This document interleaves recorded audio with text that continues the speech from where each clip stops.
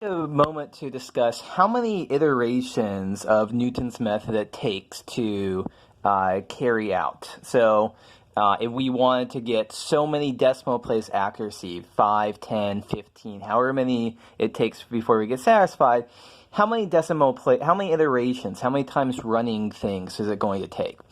And as it turns out, there's not going to be any hard and fast rule, but there are going to be some general principles that I'll illustrate using this problem here.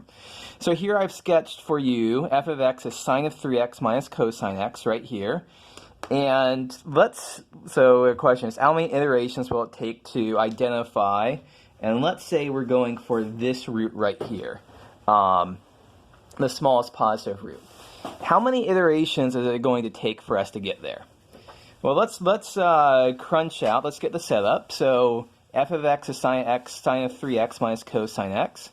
We know that f prime of x, we'll need that. F prime of x is going to be 3 cosine of 3x. Minus cosine x, the derivative of that would be a plus sine x. Let me squeeze that in there. And so at this point then, remember, here's our slide for Newton's method. We need to write out this formula here.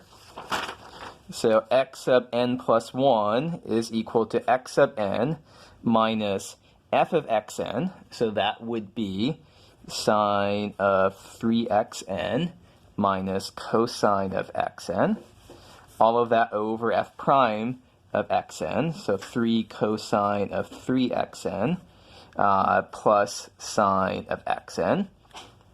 So this is going to be our setup. If we're going to try to, we also need an initial value, x naught. A reasonable guess, so from this sketch it looks roughly halfway in between 0 and pi over 4. Pi over 4 is roughly 0.8, so a reasonable first guess might be 0.4.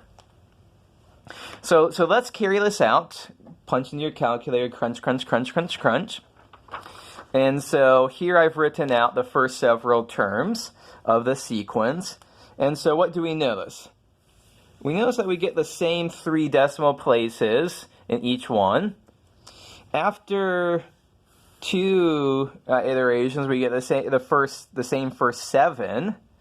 After 3 iterations, we have, how far do we go? The first, what is that going to be? My eyes say 13 or so.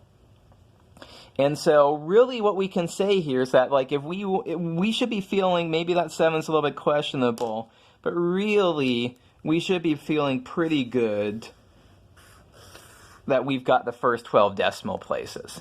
So not really a hard and fast rule, but a general principle says that if we want to estimate it, if we have 2 successive iterations agree to some number of decimal places, well, other than maybe the last one, because that could change, we should feel pretty good that these decimal places, this much is accurate. As it turns out, everything here is accurate. We actually have 16 decimal place accuracy, even more than we thought we have. But if 12 is good enough, we feel pretty confident that we've got 12.